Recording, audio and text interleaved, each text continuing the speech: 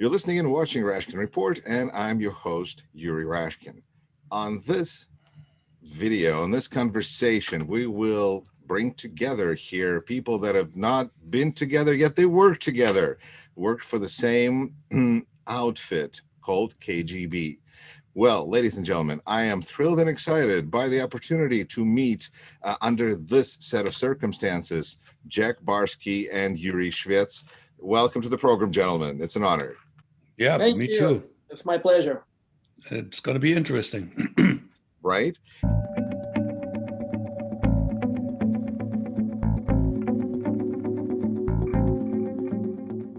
First of all, you have both worked in this for the organization at the same roughly time during the 80s.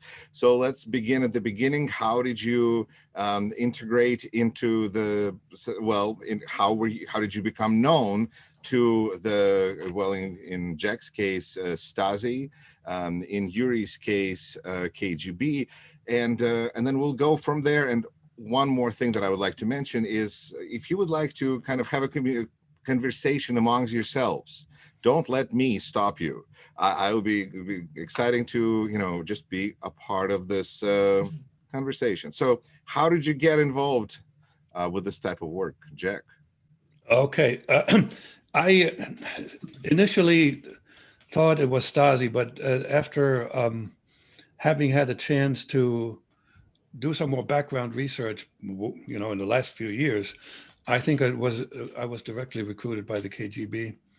The reason I thought it was Stasi, the first contact I had was with a German-speaking individual, but the KGB had lots and lots of collaborators, and interestingly enough, as much as we were supposed to be friends and brothers, the East Germany and the Soviet Union, the Stasi and the KGB, there were some walls. The KGB recruited me. I'm drawing a conclusion based on the fact the KGB recruited me initially to be sent to West Germany at a time when the Stasi had 1,000 active agents, some of which in high levels of government in West Germany. So they didn't really, share too much.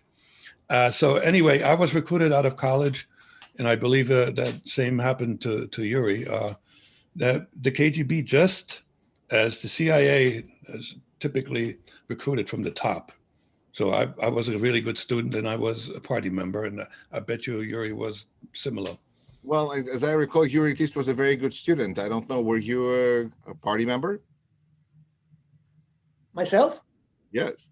Yeah, I became party member when I was on mandatory 2-year service in the Soviet Armed Forces. And then, so when I joined the university, People's Friendship University in Moscow, I was already a party member, and I was recruited by the KGB as a party member. Essentially, it was a must. I knew just one cadet of the Red Banner Institute, meaning the spy school, who was not a party member, but he became the party member eventually. But party membership, it was not like a seal of approval or perfection, because the boss of the Communist Party in our spy school, he was actually working for the CIA. He was recruited by the CIA when he was on a mission in Indonesia several years before that. And then he was made the chairman of the party committee at the Institute, meaning that he knew the identity of all cadets, of all students of the spy school, and he passed this information on to the CIA. So the CIA knew several years in advance who is coming, who will be stationed where. Well, let's see. What was the relationship between Germany and Russia? I mean, after World War II, when Russia, was part of the winning team, Germans weren't like really in a high regard culturally in Russia. And yet there's this, very strong relationship between the secret polices. How did that process, how did you view each other, because one is from Russia and one is, from Germany? Is there some kind of expectation that way too? All right, if I may, because I know both countries reasonably well, spent 2 years in Moscow, and obviously worked for Russians.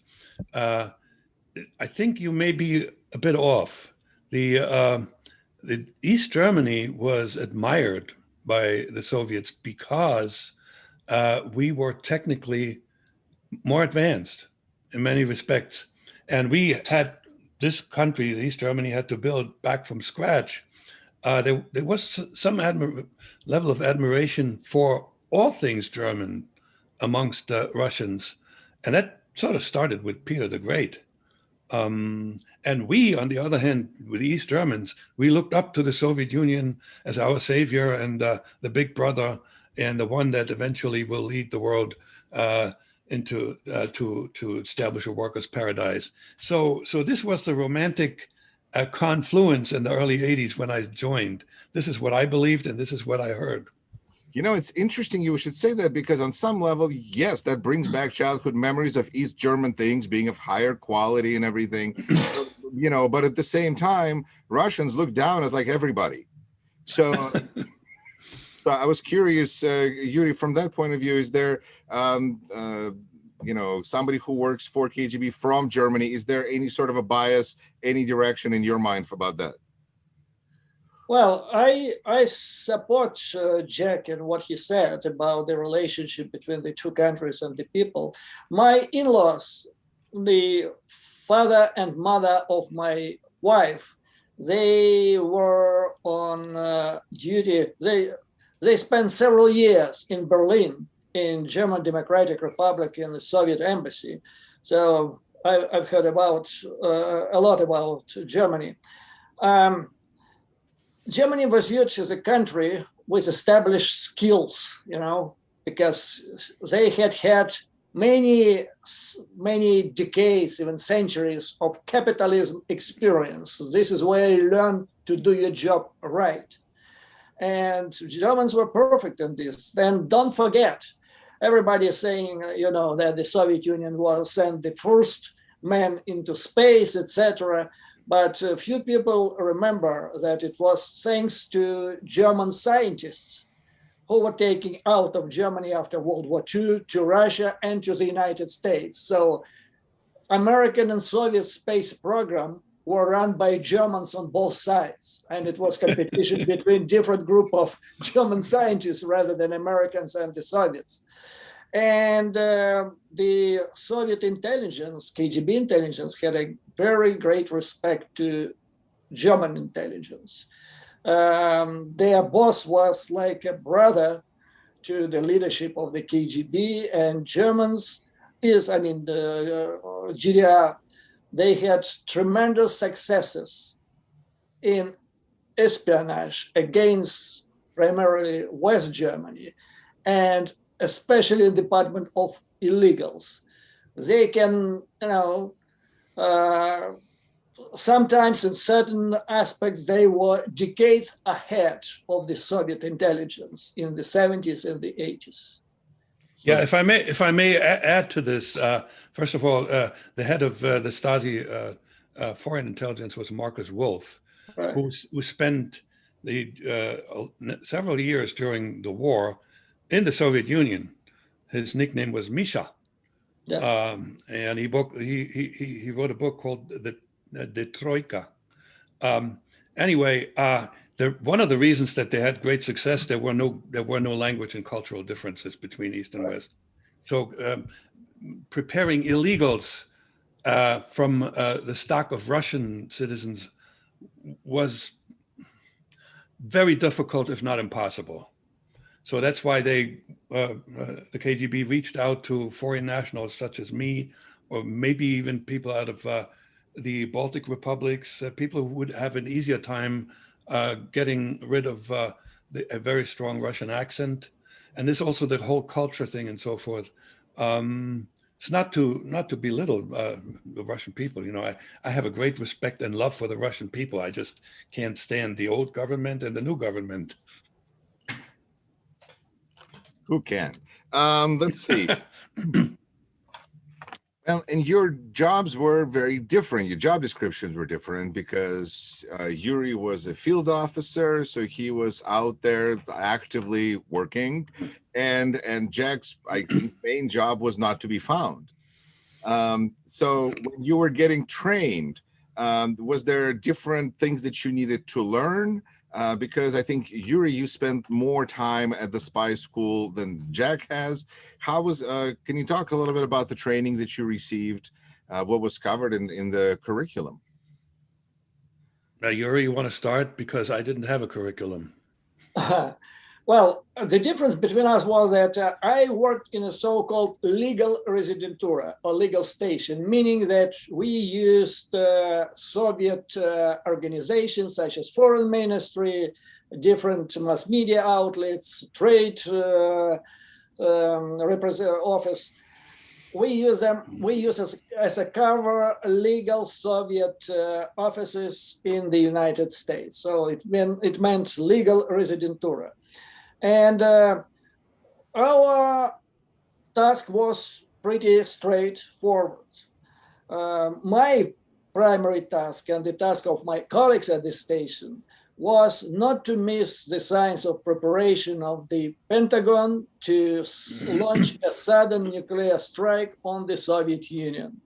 And for this, you need information, and to get information, you need to recruit somebody.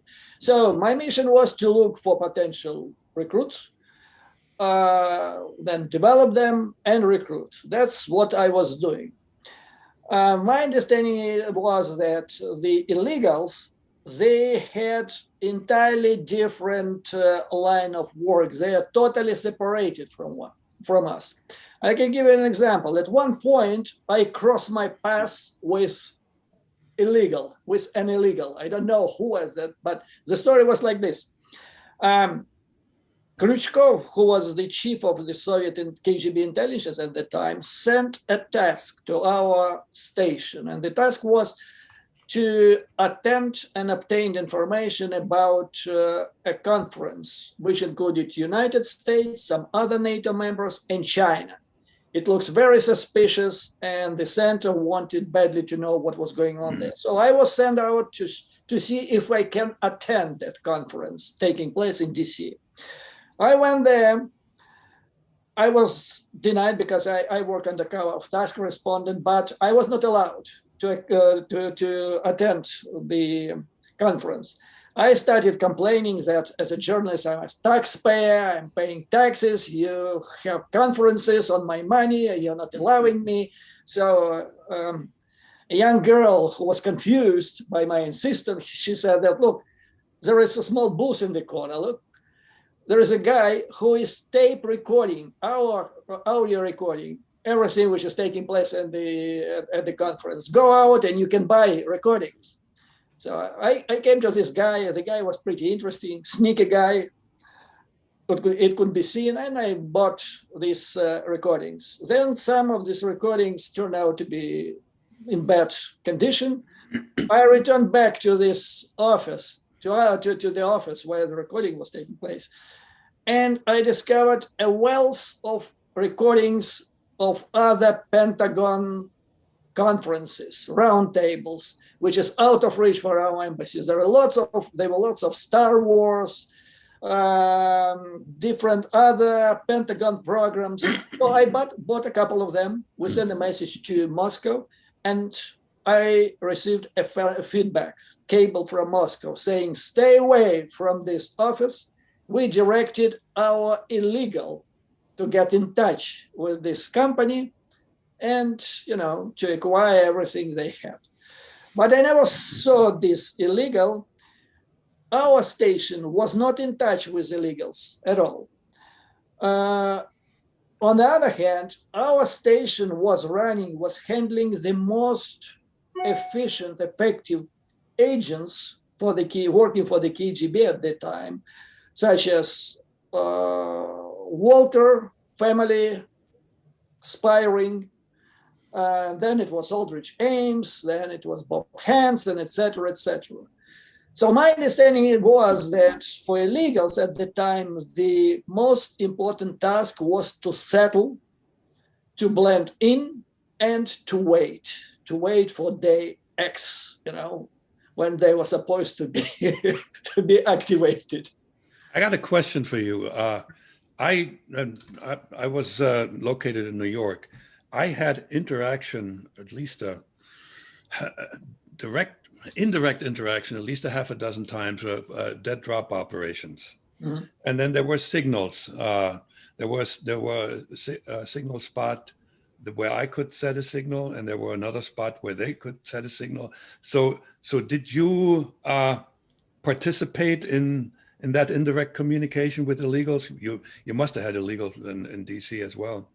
Yes, my understanding was that we had an illegal, but I do not believe that our station was in direct communication with them. We had a special guy who was in charge of looking for places for dead drops, for signals, etc. But at that time, those places for communications, they were used primarily by the agents we were running, such as Walker. You probably know this famous family of spies in the United States. Yep. So we were not communicating with illegals directly. And I have a question for you. How you were trained as an illegal? Where were you trained? Just you and the coach, or you were trained in a group of other candidates? No, strictly one-on-one. Now, I got 2 years base training in Berlin, and then it turned out that I displayed a talent for acquiring English. And so then I got two more years of training in Moscow, primarily because of the need to perfect my English. Everything that I learned, and I tell you one thing: the tradecraft people were excellent. In Moscow, I worked with surveillance people. They were just like off the charts. The guy who coached me was amazing. And at the most, there were 3 people in the room or on the street, because in Moscow, a lot of the technicians didn't speak German or English. So I had a liaison. But other than that, I completely isolated. And there, as I said, there was no real curriculum. It was ad hoc. Oh, well, now we're going to learn a little bit about that. There was no check marks, nothing. There was no structure to my training. And a lot of the training was, there was a lot of self-teaching in many respects, for instance, in English, but also I had to, one of my tasks was to expand my knowledge of the world, culture, music, theater, museums, and all that stuff. And that was up to me. So I would become somebody who could operate at a high level in society if that opportunity arose. We're trained in Moscow in what they call the secret or conspiratorial apartment. Yes. You were not trained in a special facility outside of Moscow, apartments? Not at all. Yes, yeah. I was in one of those apartments, Right. and they always came to me. Right. Always came to me, except for when it was the surveillance training and counter surveillance in the streets. But other than that, it was always in one of those flats. Okay. Just kind of curious, because Jack, I think you've mentioned in your interviews that being a spy and James Bond is nothing like the real work that you had to do. But at the same time, here you are being told to go to theaters and museums and be all social, and is there a line which you're not supposed to cross? You're just supposed to be invisible in that setting. You don't want to attract attention, I suppose. No, but they had a point. The plan for me was to really become reasonably wealthy, and then be able to, mingle with individuals that are of a high enough standing that they really had influence, or at least information. And I proved to myself, in my second year in New York. To make it really short, I had a love affair with a young lady who invited me to her mother's house in Washington, D.C. for a diplomatic soiree with pianist and everything. And it was in honor of the cultural attaché of Austria, and here I was mingling freely with them diplomats. So I knew I could have done it. I was prepared, except I never got another chance. Jack, may I ask you a question? Were you tasked to prepare some analytical reports on different developments, political developments in the United States? Yes, I was too. I periodically sent reports on the opinions of the man in the street, of the people that I interacted with. Apparently, that was worth a little more than what I believe some of the folks that were in the embassy did, to just copied stuff from the New York Times and the Washington Post. Were you paid? Were you paid reasonably well for your work? I was when I actually worked for money. When I had a job, my salary was $500 a month, which accumulated in Moscow on an account, which eventually grew to something like $50,000. I never saw a penny of that. Wait a minute. So the only money that you actually made from all of this work was the money you legally earned? Yes, but in year 2, I started my first new career. I was a bike messenger in Manhattan, and I made enough money in that job to rent an apartment and live like a normal person. And then after going back to college, and I could pay for college myself as well, because I had an accident as a bike messenger. So I got some money out of that accident, and then I took a small student loan. And so I was self-sufficient after year 1, completely. There was no more infusion of cash from Moscow. That's really interesting. They weren't trying to set you up with a business or anything. Yes, that was the plan, but the plan failed, and I got bona fide documentation, a social security card and driver's license, and then I was going to get a passport, and the plan was to then move to, let's say, Austria or Switzerland, and that's where they were going to set me up with a company where I would then come back within a couple of years with $5 million. The passport application failed miserably.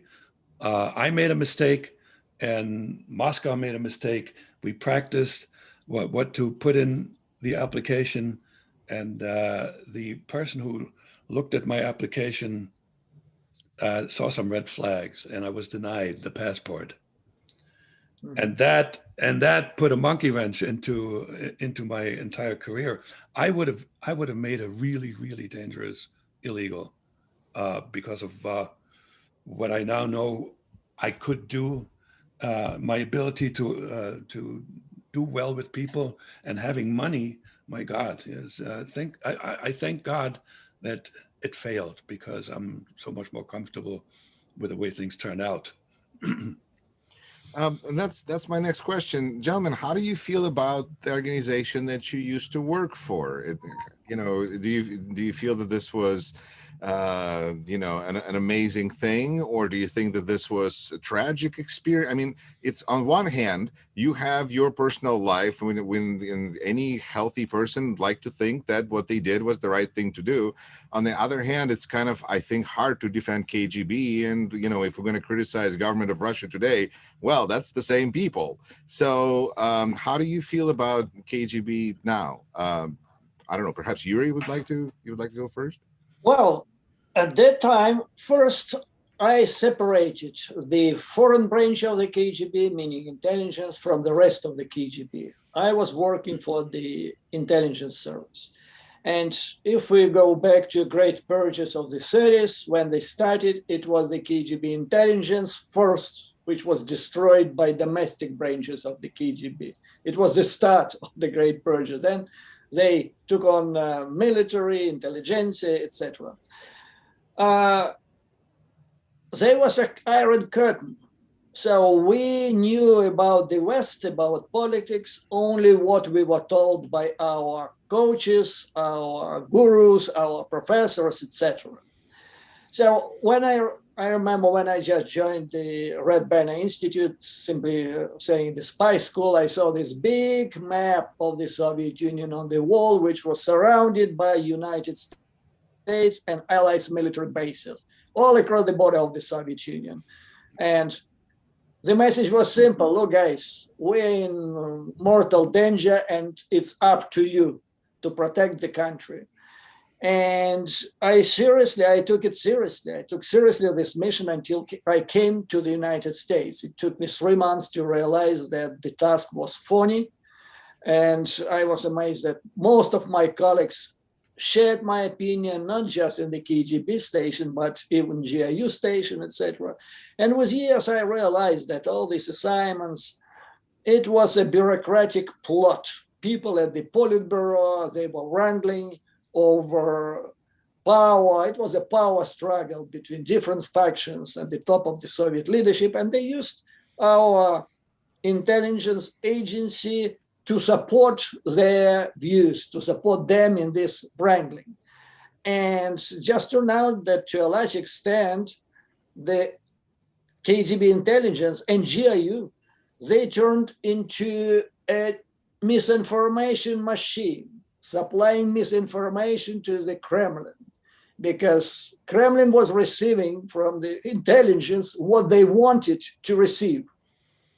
And eventually, that's exactly what led to collapse of the Soviet Union. When I realized basically what was going on, and I fully realized that by the year 1990, a year before collapse of the Soviet Union, I resigned. It was a shock. I was just upset. And I resigned. So that was my story. Jack? I can relate to a lot of things that Yuri just said, even though I wasn't in it, but I observed it from a distance and drew my own conclusions. In East Germany, we had the same thing. Information that went up to the government was filtered multiple times until the government got what they wanted to hear. And when they got something they didn't want to hear, they just ignored it. So that, again, that's how the German Democratic Republic fell apart. And the same thing happened with the disaster in Chernobyl, right?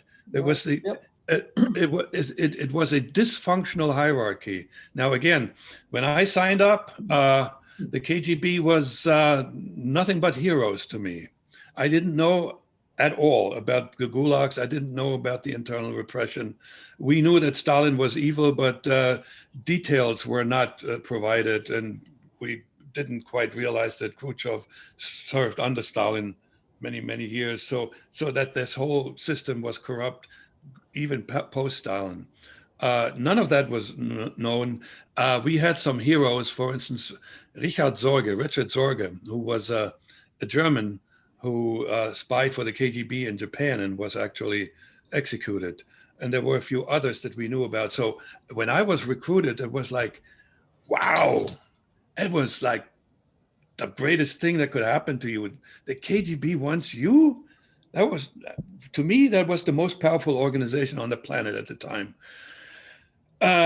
Throughout my training, I didn't really lose confidence. That happened much later. And in hindsight, I told you that the operational people, the ones that taught spycraft, were really good. They were some of the best. The folks that trained me were supposed to train me culturally to prepare me to be an American were complete failures. They had no clue. I mean, here's the thing. For instance, I got this birth certificate that made me the son of a Elisha Lee Barsky. That's an Orthodox Jew, and a Beatrice Schwartz, which could be Jewish or German. So we made her German. But for crying out loud, we never even considered the question, if somebody had asked me, what faith did you grow up in? In those days, in the 40s, 50s, everybody was in some way religious in the United States, and I would have drawn a blank for an answer. So there were a lot of problems. One more I would like to mention. I received a couple of videotapes with movies in English that were done in the United States, in the 30s and 40s. In those days, they spoke stage English. For crying out loud, they should have taped soap operas and given that to me, so I could really learn. Soap operas have much more language that is more real life like and just normal. So there, I had to learn very carefully. In the first couple of years there, I had no interaction, no close relationships. I had to learn very carefully by myself to get an understanding what it's like to be an American. And one more thing, the one thing I shed very, very late. I was already out of the KGB. It's my communication style, which is I spoke English perfectly and with a very little accent, but I spoke it like a German, in your face, uh, harsh criticism out loud and so forth, until a friend of mine who was originally from Cuba sat me down and said, "Hey, Jack, everybody thinks you're an asshole." And then I started thinking why. And I realized that the Americans are much more softer and they're not as direct. So that was the sort of the last thing that was a vestige of my heritage. So I was well prepared on the one hand and not well prepared on the other. Am I uh, am I regretful that I joined the KGB? And the people ask me this all the time, and I'm saying, uh, what I knew then uh, made it a good decision. What I know now made it not such a good decision, but it turned out okay. I think I was able to, whatever damage I did, and I have no idea, that feedback I never got. Whatever damage I might have done, I think I countered by contributing in a major way to American society. The 40 years I had a career in corporate America. Jack, I wanted to ask you a question that I think I get asked a lot, which is how do you assimilate? This is a question for immigrants that you had to professionally address. How do people become Americans if they want to become Americans? What suggestions? Like, I think watching soap operas is one of them. And just paying a lot of attention. You're listening, observing. Because I'm a very good observer, and I notice lots and lots of things, little things, and then you need to actually internalize this stuff. For some people, it's easier. I think there's a little bit of a nature versus nurture quality. Nature is important. I have a good friend who used to work for naval intelligence in the United States. And once him and his wife and me and my wife went together, and the two wives agreed that they never know who will show up on any given day, depending upon who we interact with. So we have this ability to, slip into a different personality based on who we're talking with. And that is something that you probably don't learn. So I guess the best it's a certain amount of talent, I suppose. I absolutely, I believe it. But then you need to do something with that talent. You need to pay attention and then internalize this. I suppressed, to the extent I knew it, everything German in me. So, for instance, I cannot translate back and forth. If you were to throw a German phrase at me right now, I would stop for a while. I wouldn't find English words anymore because it's a different part of my brain. Is it a matter of survival to try to suppress that? Absolutely. You don't want to wind up in an operating room and then, you go under and then you start speaking German. Well, in that case, how were you able to get out of this situation? Because KGB is not known as a place that's easy to quit. And you both did it at the time when the country the Soviet Union was falling apart. So maybe that's part of it. But, how were you able to exit? And how do you feel living today, still having that, in your background? Are there retired KGB agents, as the saying goes, I just want to say, Yuri, what you did is incredibly courageous. I mean, to get out of that organization And I don't know when you published your book, but you know, it's a miracle that you're still alive. Well, I resigned in 1990. People were already in the streets of Moscow. It was a full-fledged democratic movement. The KGB was an underdog already to a large extent. People in the Central Committee of the Communist Party, they were disarray. They were in near panic. So it was a time when no one had a grip of power in the country. And this is what saved me, actually. Had I resigned 2 years ago, just even 1 year ago, they would have sent me into a lunatic asylum, because I wrote in my report that I'm resigning in protest against political line of the KGB leadership period. And I was fired in 24 hours. Usually it takes at least 6 months, medical examination, different paperwork, etc. I was fired without 24 hours and I was free to go. Besides, there was already an independent entire government mass media in the country. And I, with my background as a journalist, using this as a cover, I said that I'm going to get involved in journalism. And again, it made my former bosses a little bit apprehensive to do anything about me. And as far as the book is published, well, I know what they can do, but most importantly, I know what they cannot do. So I'm always on full alert, but I'm not paranoid.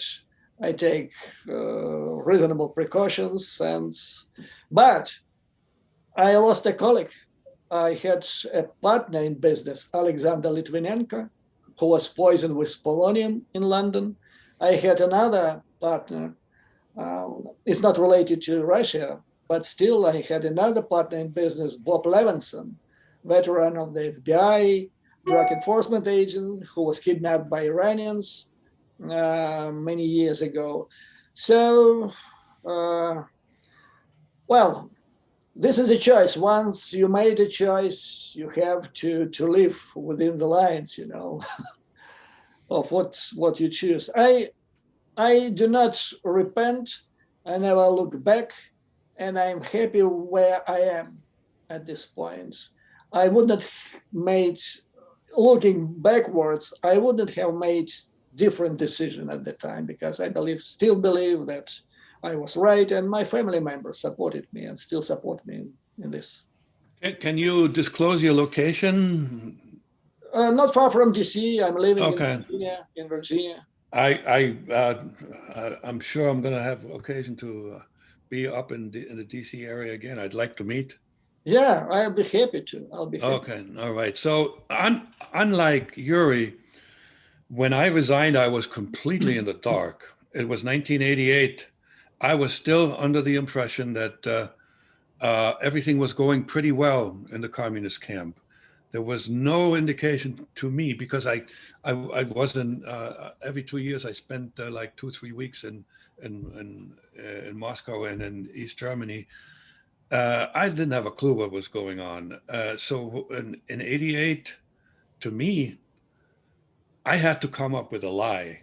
I couldn't have just have said I resigned. That would have been total betrayal. So I came up with. People think that was the most brilliant lie ever. I came up with this lie that I had contracted HIV/AIDS, and at the time they called me back, and I didn't want to go back, and I said, I got AIDS, and they believed it. They had no reason not to believe it. The one thing, I was in the dark, but they were also in the dark about me. They did not ever check on me. They did not check as to whether I was telling them the truth. They because if you're like somebody like Yuri and then goes trying to find out what's going on with one of our illegals, you just lead the counterintelligence right to the illegals. So I knew for sure that whatever I told them, they would believe. And I had a really good track record of telling them the truth, even when I didn't have to earlier. So and so a year later, I watched the wall come down, and then another year later, the Soviet Union collapsed, and I said, "Oh my God, what happened?" And I had to do some studying to figure out what I didn't know and how both systems were bound to fail from the beginning. So, and so I was really lucky to, decontaminate very slowly. I started building a life in the United States, and I studied and I studied, and now I am as anti-communist as it gets. Communism is evil. It's a long journey from way left to at least in this philosophically far right. Jack, may I ask a question? Mhm. How you were exposed by the FBI? Was it an act of treason in Moscow, or the FBI actually did their job well and finally came across? The FDR, no, it was. You familiar with Vasily Mitrokin? Yes. He had some information about me in his notes.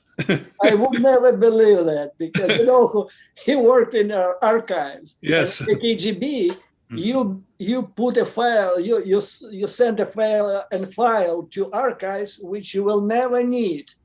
You never sent a valuable case file to archives. Only trash. So well, how they could deposited your case file as information in archives is beyond my imagination. That is interesting. I tell you what he knew. He had some information about my early years. He knew that there was a Jack Barsky as an illegal living in the United States. He had two convenience addresses in the early. I sent my letters with secret writing, one to Berlin and one to Vienna. And that was about it. He didn't have any more. But he apparently saw the entire file, and he said it was 5, 6, 7 thick binders. Mm-hmm. So it's amazing. You're telling me that stuff didn't belong there. Absolutely, especially about illegals. That is great, because this is another one of those. Cases of dumb luck, because I was, in hindsight, it was so great for the FBI to find me, so I could finally live like a normal human being and not have to hide anything about me. Were you glad that in some level that you were discovered? Not right away. No, initially I was concerned, because I was afraid that I still might wind up in jail. And that my family would be, I had a wife who I made legal, but she was an illegal alien out of South America, so that she might get sent back and my kids would wind up orphans.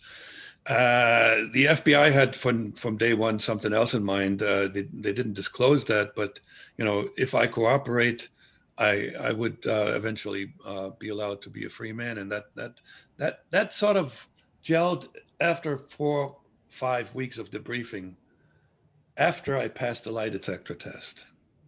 That was important. And at that point, my liaison, FBI liaison, and I sat down, and he said, so we're going to find a way to make you legal. It took a long time. The FBI is just as bureaucratic.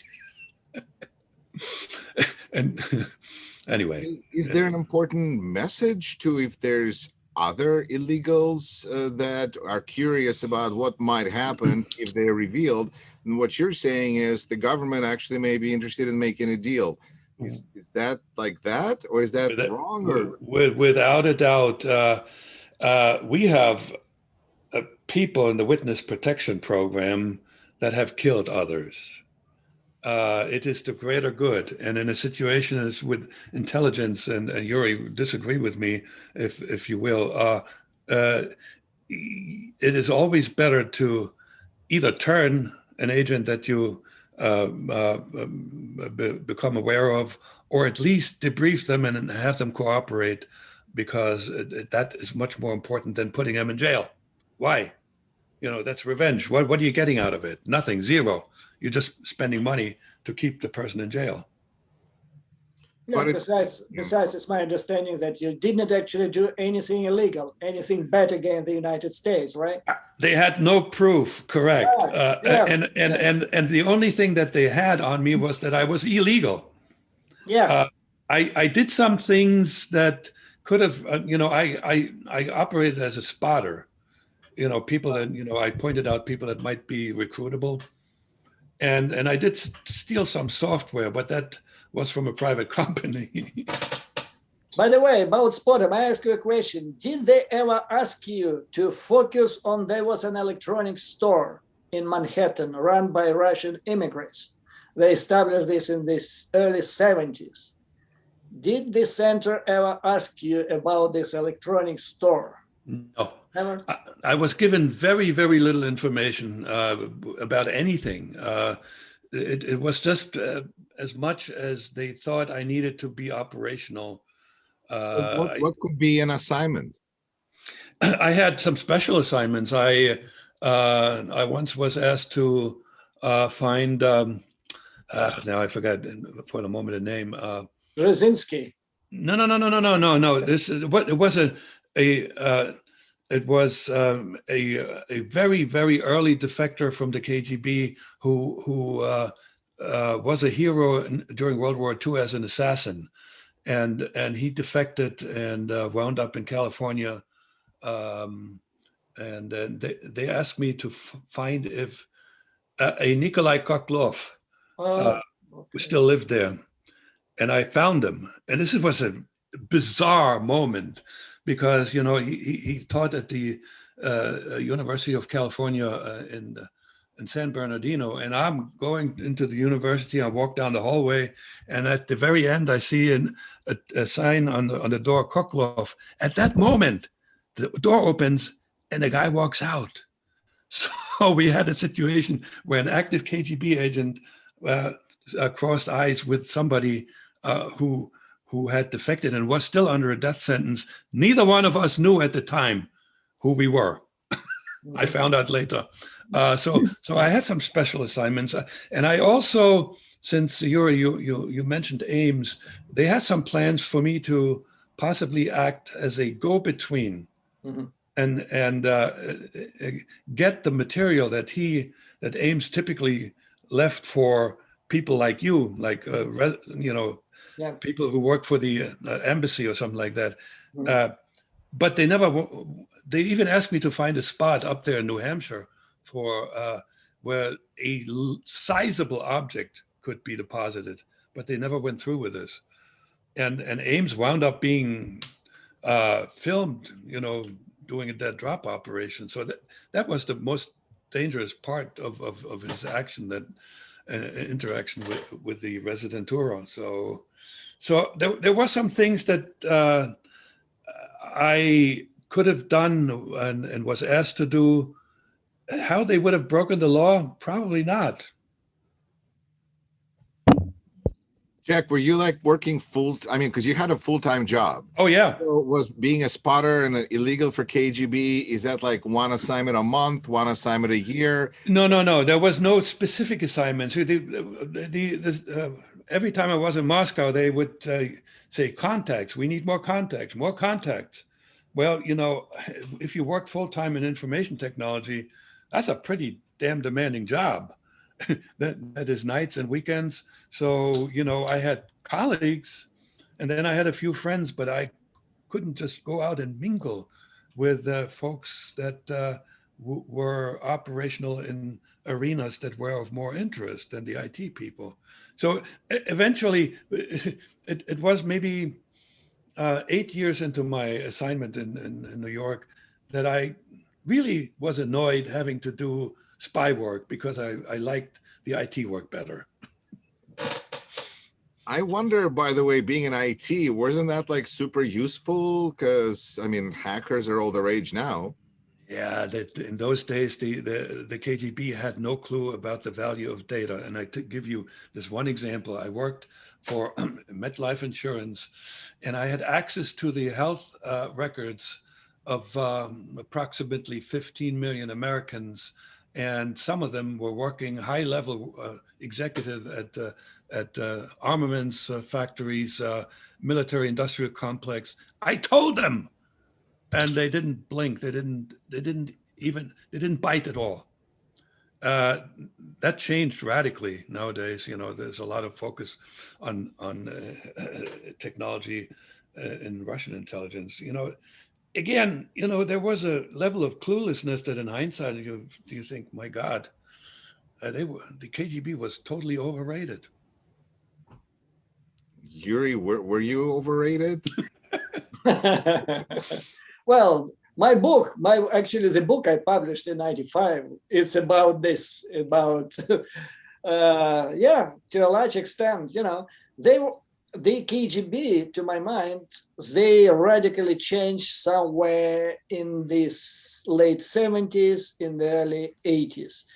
I was trained in the spy school by what I would say were called the heroes of the Cold War.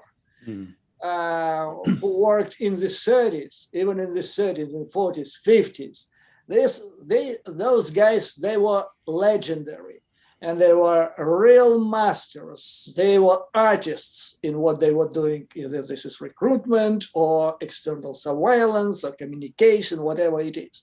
The ideological motivation is another thing, but they were brilliant in what they were doing. But under Leonid Brezhnev, and then it continued later on, bureaucratic things became more important than the trade craft. So your relations with your boss was the key for promotion. We started having generals who did not recruit even a fly, not to mention an agent in the United States. Advancement did not depend on your performance anymore. So it was a mess. This is something like happening in Russia these days, And eventually it leads to collapse of the country because professionals do not matter anymore. You have other red tape, reasons for promotion. So I was on this threshold where old professionalism was met by bureaucratic incompetence. And I agree with that. As a matter of fact, I was trained by two Americans who participated in the theft of the nuclear secret, Morris and Lana Cohen. Oh. Yes, and I spent a lot of time with these two guys, and so that were the folks of the prior generation. They also spent some time in England with Conan Melody, and he was excellent as well. Yeah. But that excellence disappeared, and I think you're right about the bureaucratic nature. The organization got too big, so in order to make progress, you took no risks. You just became very political. Mm-hmm. So is this like another monopoly gone bad because there was no competition? Okay. Sorry for talking over you. You're exactly right. It's the nature of large organizations that they eventually become dysfunctional. Yeah. Well, in intelligence, it's like a litmus test. The bigger the large organization is, the less competent and efficient it is. So it's a rule of thumb. So if I'm asked who is better, the Mossad or the KGB was, I would tell you Mossad, because Mossad, I read some books of the former Mossad officers. They said that in their Latin American sections, they had just two guys working on the entire Latin America. Wow. In our headquarters, in the second, the political intelligence branch only, we had second department. We were the first department, there was a second, Latin America. We had more than 50 just in political intelligence branch at the headquarters, not to mention those who were on assignment in those countries. So 50 just at headquarters, and two, who is more efficient? I can tell you right away, two, because they know what they're doing. They're not bullshitting with useless paperwork. They're doing their jobs. That's simple as that. Yeah. Gentlemen, I'd like to ask you before we are done, but I'm glad to continue this as long as you're able to. Do you feel that the jobs that you have been doing are kind of antiquated and don't really exist? It's like horse riders. I don't know. There's a time and place for that, but not quite, because we get probably more information with hackers than we would get with one illegal, two illegals, and as Yuri Shvets has mentioned in the past, the problem with Russia intelligence was they didn't have large immigration that they could tap into diaspora. Now they can, so they don't need so much field officers. Are you like relics of the past? I think I am. But the romantic notion of the value of the illegals survived. I mean, Putin still talks uh, in great verbiage about the wonderful illegals. And we are the only ones that ever had successful illegals. Well, my contingent, there were 10 of us, pretty much succeeded in very much nothing. Other than scaring the Americans, because there could be so many, many, many more. But the one thing I want to make sure that I communicate, the value of human intelligence is still critical. As long as people make decisions, it is important. It is the crown jewel of intelligence is to find out what's in the head of a decision maker, and you can't get this via hacking. Right. Yeah. Well, I remember at the spy school, we had a professor who compared CIA with the KGB intelligence. He said that CIA relied more on technical signal intelligence, electronic intelligence, while we relied on human intelligence. And the difference was that, according to this colonel, he said that with electronic intelligence, you can find out how many missiles are deployed and where they are deployed on the enemy territory, targeted on your country. But you can find out if and when they're going to be launched if you penetrate human brain, the heads of those who are in charge of those missiles. And for this, you need human intelligence, But it should be, you need to have people not like Putin, because he never worked in intelligence. But that's right. It's a popular myth. This is the reason he doesn't understand what he's talking about. You need just professionals to direct, to run those intelligence agencies, to make sure that they're efficient rather than they're overblown behemoths who are not good for anything. Jack, I'd like to ask you though, what is your opinion of Putin and his statements about his career? How do you view it with your experience? Well, I know where he was during the Cold War. He operated in the city of Dresden, and there was no action happening in the city of Dresden in East Germany. Exactly. The action was in Berlin, in Vienna, maybe even in Istanbul, some other big, and of course London. There was nothing. He was a mid-level bureaucrat. And Yuri, I don't know if you met Oleg Kalugin. Oh yeah, sure. And Oleg was at one time was Vladimir's boss, and Right. Oleg was not very impressed with Vladimir. So what I can say is unabashedly that he is arguably the most successful politician in the last 100 years. How he managed to stay in power so long when the country around him at best stayed the same, but at worst actually got worse.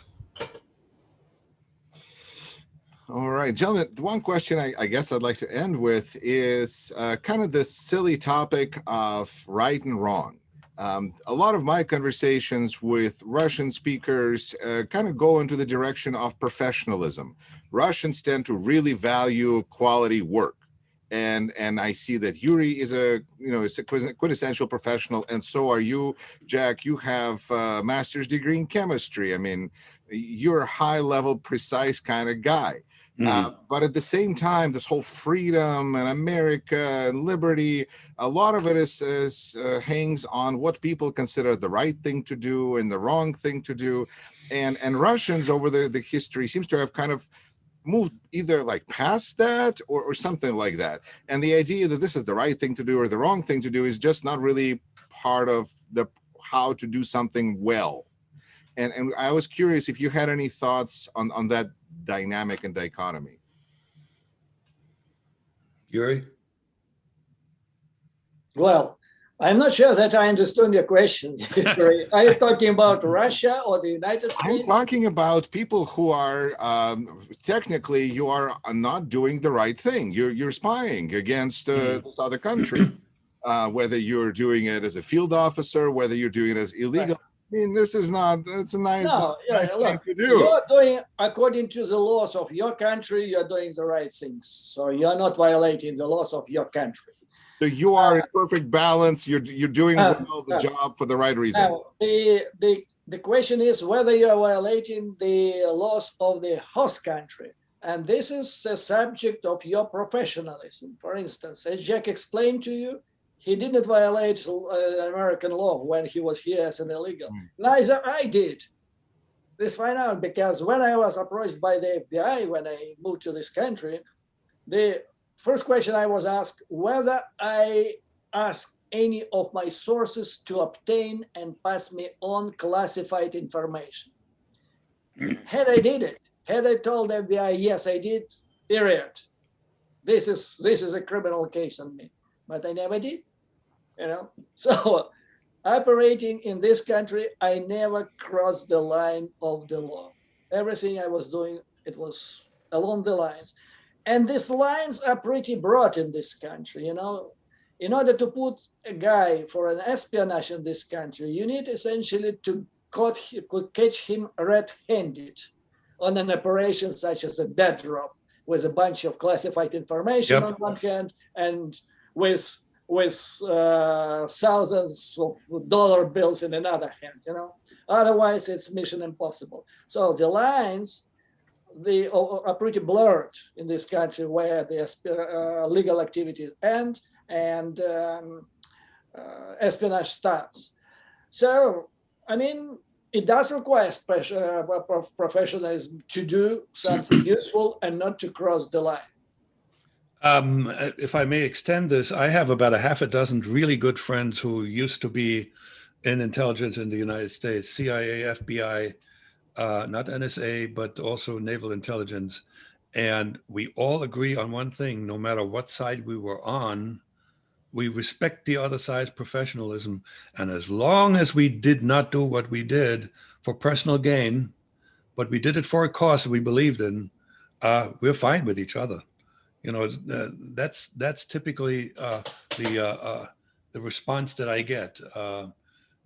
Not condemnation for doing what I did because I believed in the cause, and you know I was misled. So now you can extend this and make this into a bigger philosophical question: how do you know what's right or wrong? Then you get into the realm of philosophy, a moral compass, and possibly religion. And I think this is beyond the purview of this podcast. All right, then I'd like to give you just an opportunity to ask each other any questions you have. And I don't know, Yuri, if you'd like to go, if you have. No, basically I asked the questions I wanted to. That's all right. And me too, but I would appreciate it. We really clicked here. I was really surprised that we like. That was a great idea for you to put us together. I think that's the best interview I've ever given about, you know, my role in the KGB, because you get the other side. And for old time's sake, maybe we'll do like a secret meeting with a, brush contact. Oh, it's something like that, yeah. Okay. Okay.